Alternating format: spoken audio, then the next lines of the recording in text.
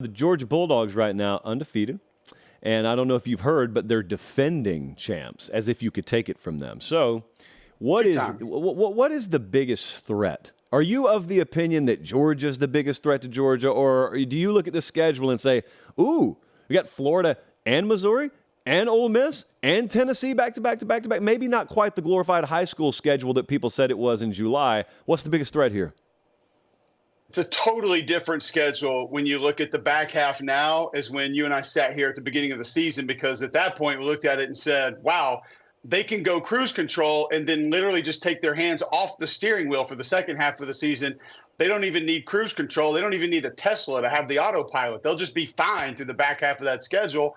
And now you look at it and it's very different. Florida's a team I do think that can pose some challenges. I don't really like Florida overall in the matchup to be extremely problematic. Missouri, some of the things that we just spoke about.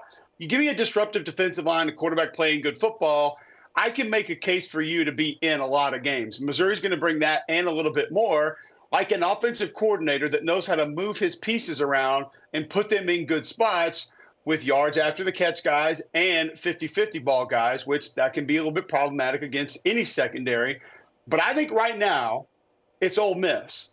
And before the season, that was very hard to believe because we thought we would be going into this stretch of the season and Ole Miss would be so beat up and have no depth left over, and they'd be hanging on by a thread. But it actually worked in reverse, where Ole Miss was beat up the first 3 or 4 weeks of the season, and now they're actually getting some guys healthy. Would I like this matchup a lot more if we had a healthy, capable, desirable, or I guess I should say with desire, Michael Trigg on the field? Yes, I would. But with Caden Prieskorn healthy, with that young man right there, Trey Harris healthy, and it looks like now the run game's starting to get going a little bit with Quinshon Judkins and Ulysses Bentley, who no one talks about, who I actually think is a legitimate weapon for that Ole Miss offense. The way that Jackson Dart's making plays, the way he can run the football by design, leave the pocket, keep his eyes downfield, still make plays. I just think the way they can move the pieces, utilize tempo, and be able to spread defenses out and then try to attack you different ways, that defense is better than it's been. It's actually physically capable up front, which has not been for a long time. They're better off the edge at getting to the quarterback than they've been in a while. And as of right now, today, there is no Brock Bowers, and Georgia has some offensive line, I'm just going to say mild concerns. It's not a problem. I'm going to say mild concerns. And Pete, he may go in there and just go attack mode against that offensive line. So I think with the way Lane can dial it up, the weaponry that they have, it's Ole Miss that's the most problematic team left on the schedule. Now, I know there are certain other broadcasts out there that are going to take this and say that I picked Ole Miss to beat Georgia by 50. Which you just did. That's exactly what I just heard. In the SEC championship game, and then beat them by 70 the next time they play. But all I'm saying is I think that is the most problematic team left for Georgia on the schedule. You know, the other thing I always think about, if a team loses a big-time player, they just lost Brock Bowers, he won't be back in all likelihood for any of these games. They're going to play Florida this weekend.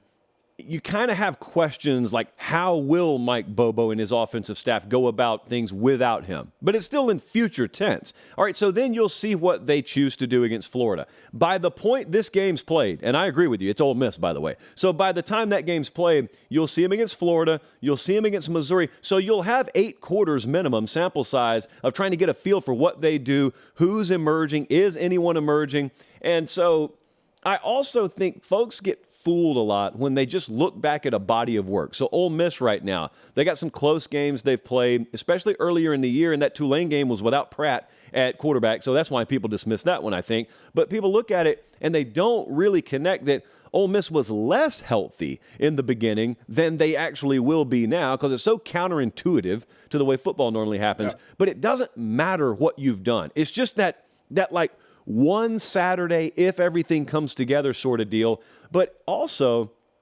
I think the totality of this stretch is what I focus on. It's such a cop-out answer, but it could very well be that Ole Miss finds success because of what Missouri put on you. Or it could be that Tennessee bites you because of what the combination of Missouri and Ole Miss put on you.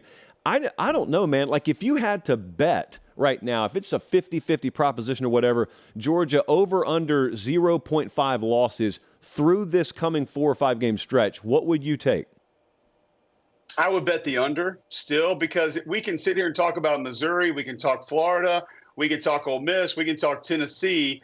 And I can give you more concernable items for those teams than I can give you from Georgia. And when you're just going through the situation there, no Brock Bowers, having 8 quarters when Pete Golding's going to have to find a way to defend that offense, the first thing that popped into my brain is, wow, Josh, what's going to blow up in our face is they're going to get 8 quarters down the road. Then they're going to get Brock Bowers, and they're going to know how to live without him. But now they actually have him. So then how do you defend it when they're pretty good not having him on the field, but then they can add him to whatever they've been doing for the last 8, 10 quarters, whatever that is. So I actually don't think that any of those teams gets it done. I think they can be competitive. I think they can make it close. I think they can make it fun.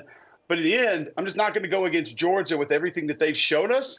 And the other places that they're going to be able to go, like I think Edwards is fine being a tailback that can get the ball 25, 30 times a game. Ra Thomas has come on. We've seen Rosemary Jackson do some different things. Obviously, Dominic Lovett in the slot. They have other weapons they can rely on, and Carson Beck's playing great. So I have more concerns about the other teams than I do with Georgia. Yeah, I do too. This weekend, I know internally they got a ton of confidence in just Beck being the guy who steps up in the absence of Brock Bowers. I don't know. I think I fall slightly towards the over. I think somewhere in that 4-game stretch there's a loss. I just don't think there's any skill in choosing who it is. So again, also keep in mind Kirby Smart convinced that football team last year that they were going to lose that people thought they were going to lose 4 or 5 games. Yeah. So having him convince that team that people think they're going to lose every one of these games is probable. Sure. Yeah.